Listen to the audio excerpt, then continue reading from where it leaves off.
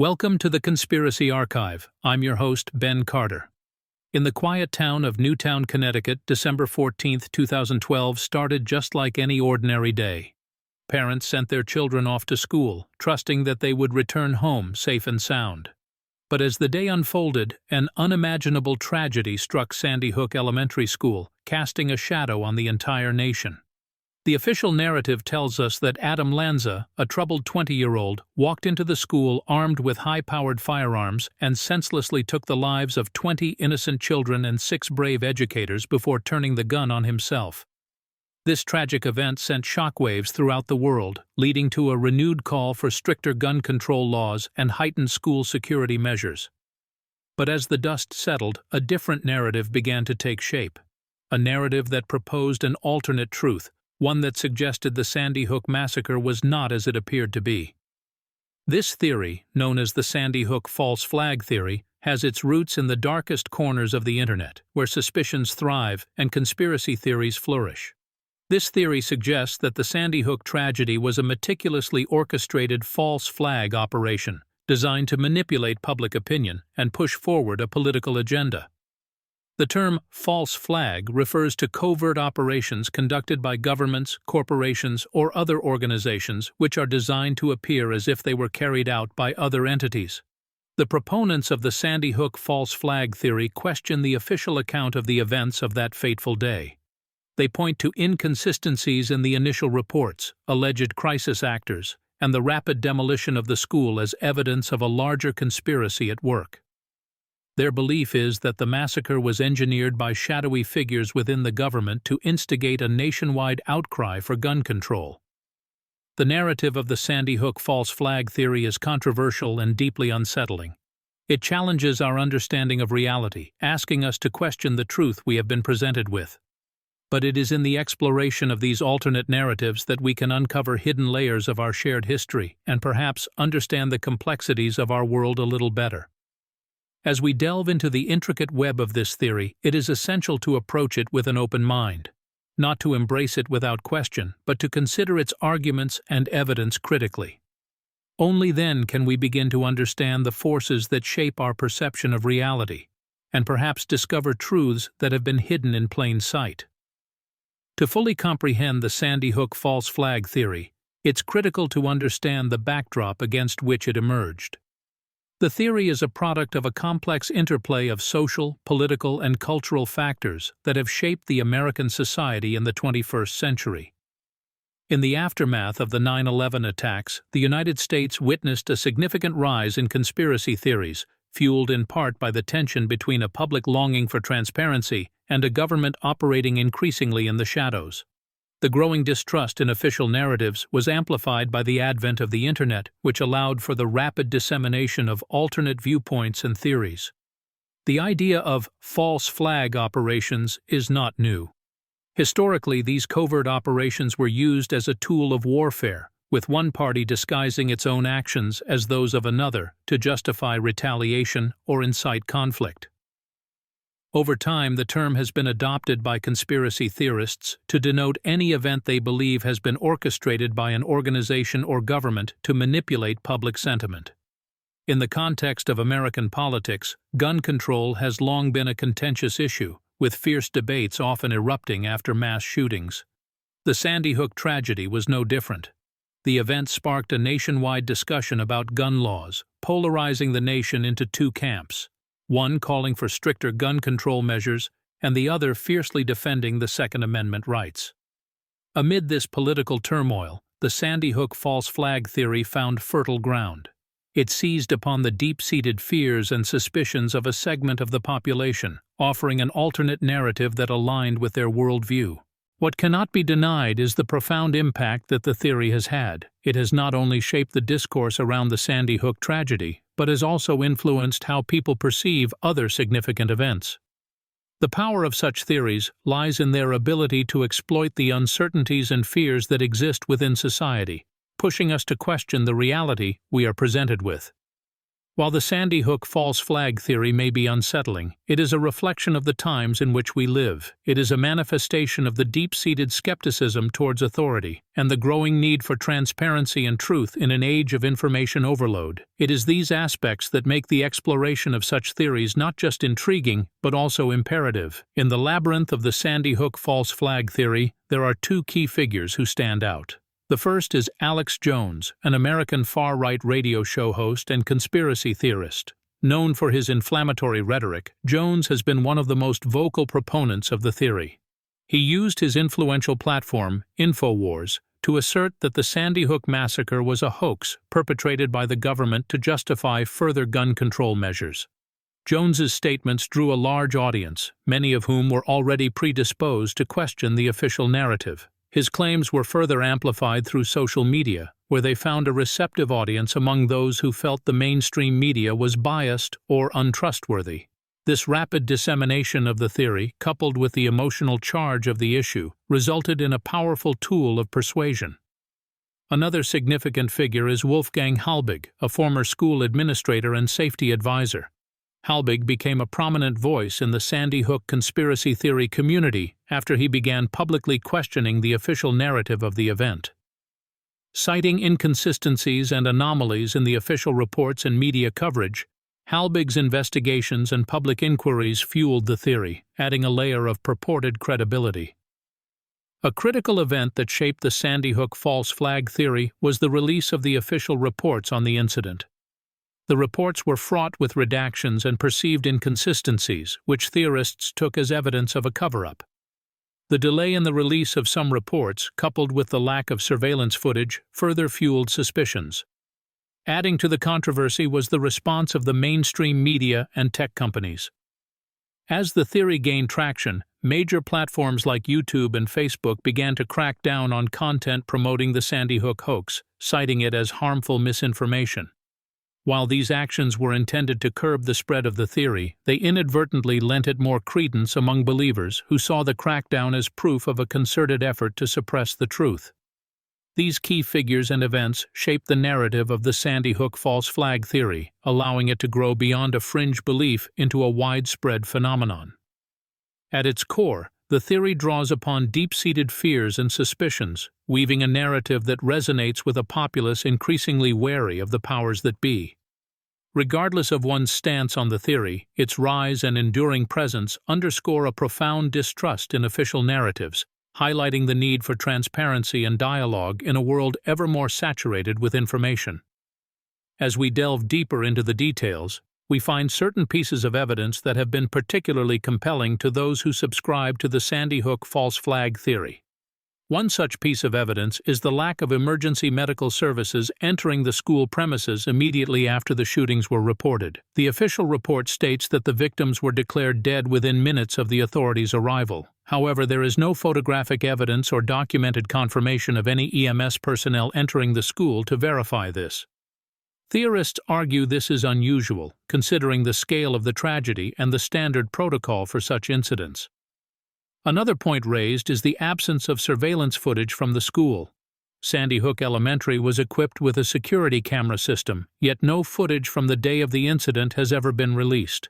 This absence has fueled speculation and suspicion among those who believe there is more to the story than the official narrative reveals.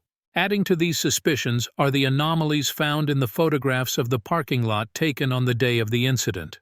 These images purportedly show cars parked in a neat, single-file line, which theorists argue is inconsistent with the chaotic nature of a school shooting. They believe the orderly arrangement of the vehicles suggests a planned staging rather than a spontaneous event. A fourth point of contention is the behavior and statements of some of the victims' parents.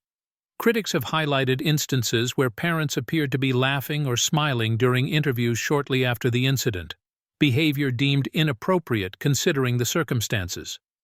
Critics have interpreted these reactions as indicative of crisis actors playing a role rather than genuine grieving parents. Lastly, a focal point of the theory is the alleged demolition of Sandy Hook Elementary School.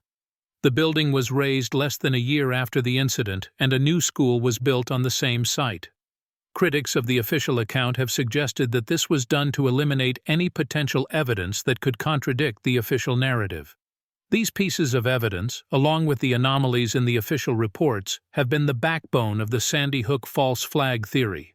Each point feeds into the broader narrative of a cover-up orchestrated by powers seeking to manipulate public sentiment and advance their agendas.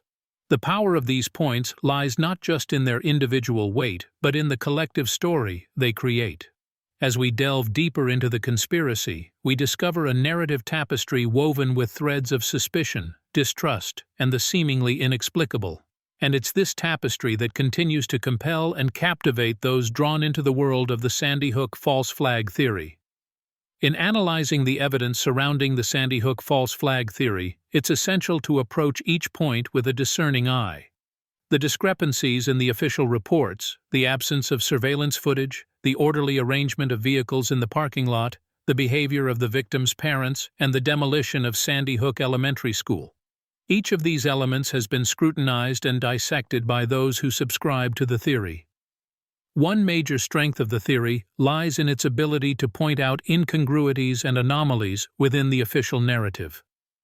These discrepancies have kept the theory alive, with believers arguing that the inconsistencies cannot simply be explained away as mistakes or oversights.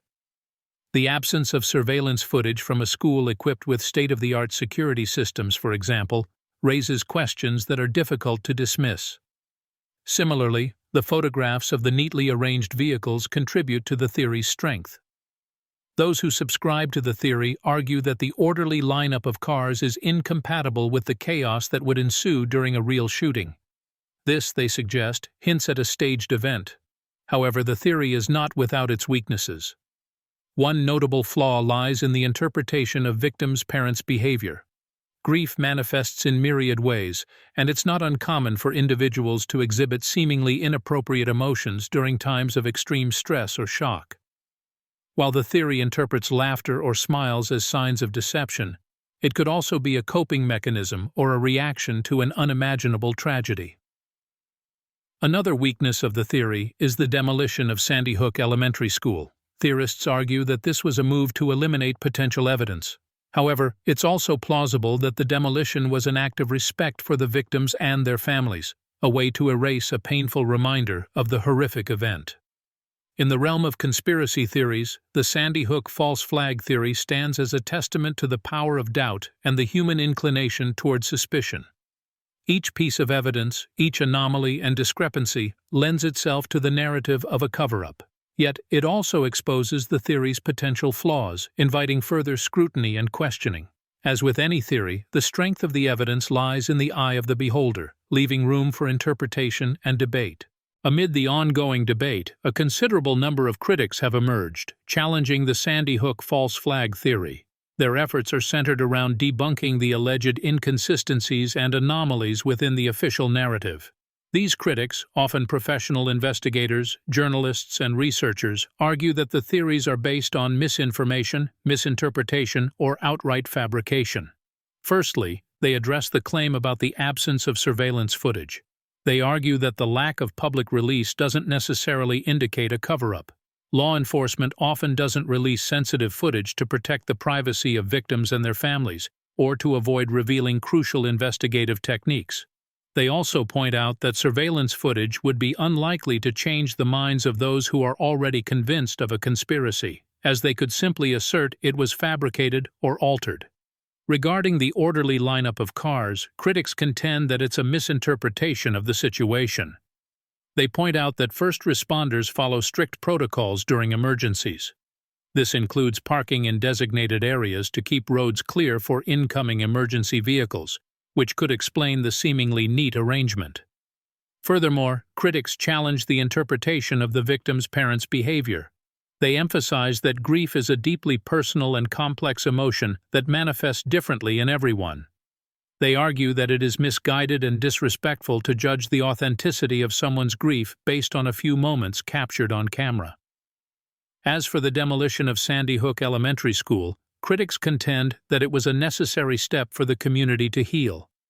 They argue that preserving the site of such a horrific tragedy would only serve as a constant, painful reminder to the surviving students and the victims' families.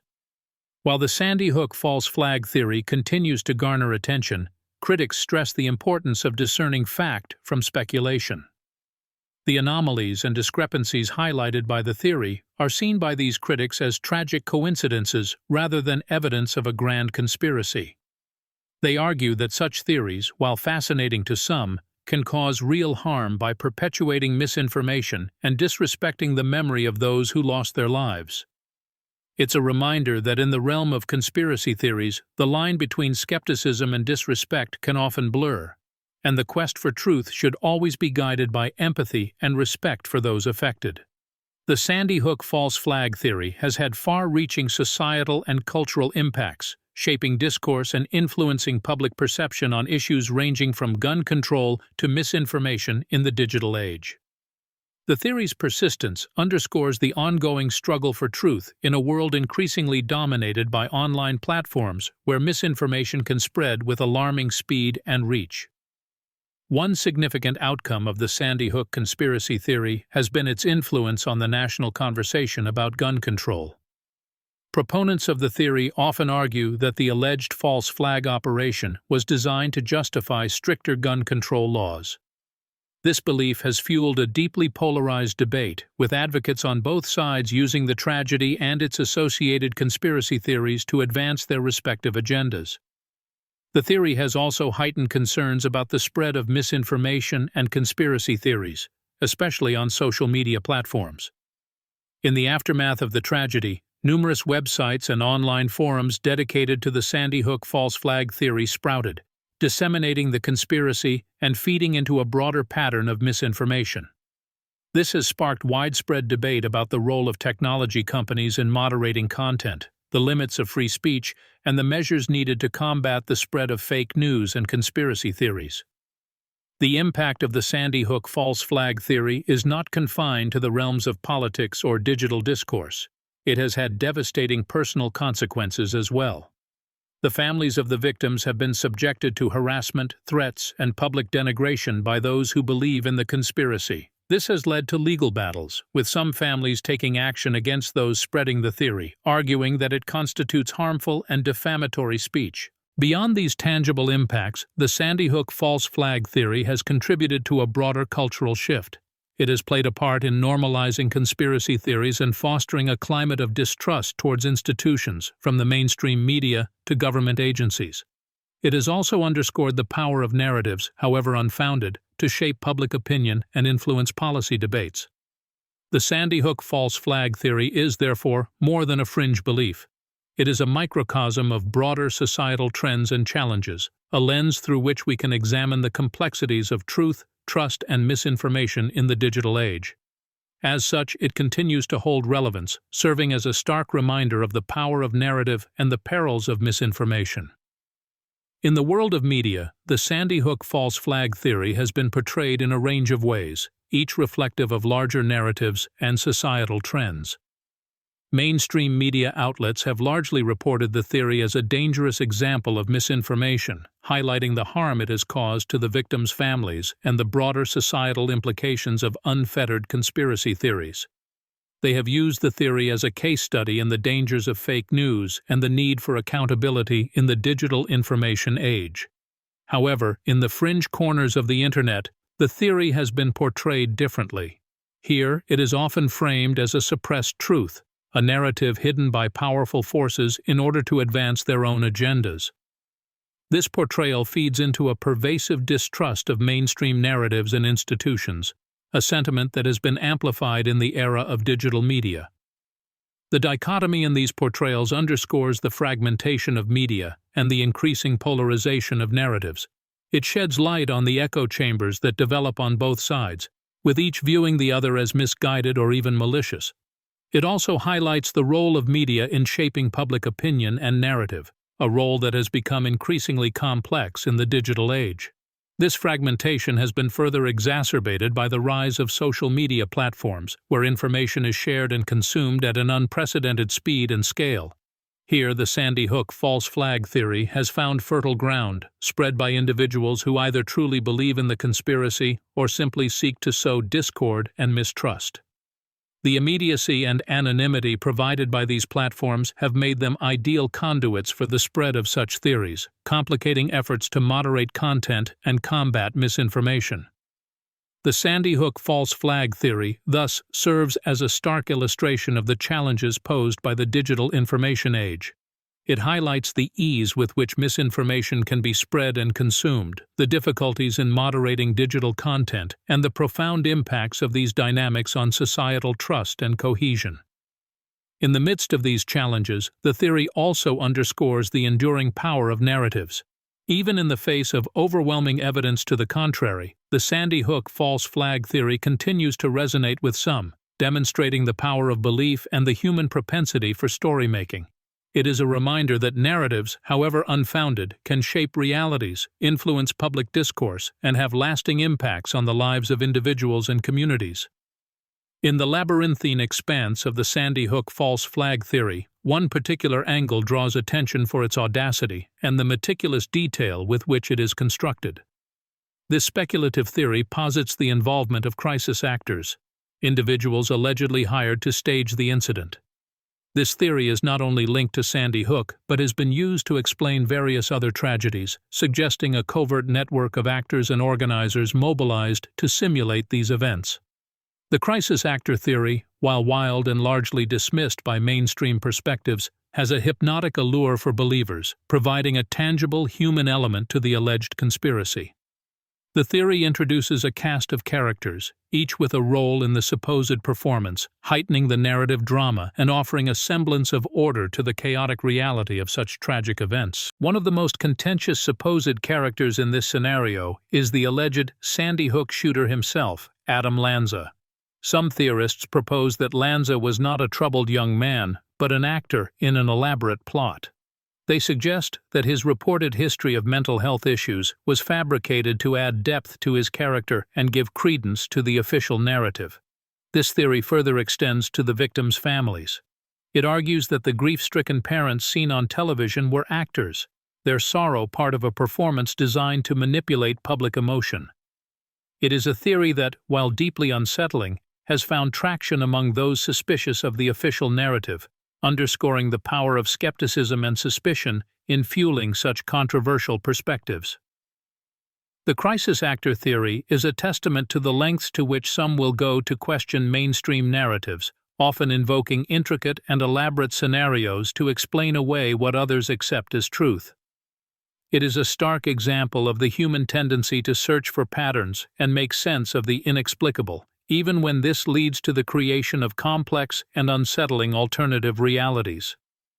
The theory also reveals the intricate and paradoxical relationship between truth and belief. Truth, in the context of the Sandy Hook false flag theory, becomes a fluid and elusive concept, shaped and reshaped by those who seek to give it form. And belief, as seen here, is a potent force that can mold perceptions of reality, even in the face of substantial evidence to the contrary. This wild and speculative angle on the Sandy Hook tragedy is a profound reminder of the enduring power and complexity of narratives, of their ability to shape reality, and of the human propensity to question, to doubt, and to believe. In the labyrinthine tale of the Sandy Hook false flag theory, the question remains: what drives the human mind to seek out such alternative narratives, even in the midst of overwhelming tragedy? The answer, perhaps, lies in the heart of the human condition itself. It is a testament to our innate curiosity, our unquenchable thirst for answers, and our relentless pursuit of truth, however elusive and subjective it may be. The Sandy Hook false flag theory is a chilling illustration of the human capacity to question, to probe, to weave intricate narratives in an attempt to make sense of an otherwise chaotic world. It speaks to the paradox of our existence, where we are both creators and interpreters of our own realities, constantly navigating the blurred lines between truth and belief, fact and fiction, reality and illusion. These narratives, while controversial and unsettling, serve a purpose. They challenge the status quo, put forth alternative perspectives, and force us to question our own perceptions and beliefs. They are a testament to the power of the human mind, its resilience, its creativity, and its infinite capacity for doubt and belief. Yet, it's crucial to remember that narratives, while powerful, are not always benign. They can manipulate, distort, and mislead. They can foster division, sow distrust, and perpetuate harmful ideologies. This is the darker side of the narrative coin, the shadow that lurks behind every tale, every theory, every alternative reality. In the realm of the Sandy Hook false flag theory, this darkness is palpable. It casts a long, ominous shadow over the tragic event, distorting it into an elaborate conspiracy, a spectacle of deceit and manipulation.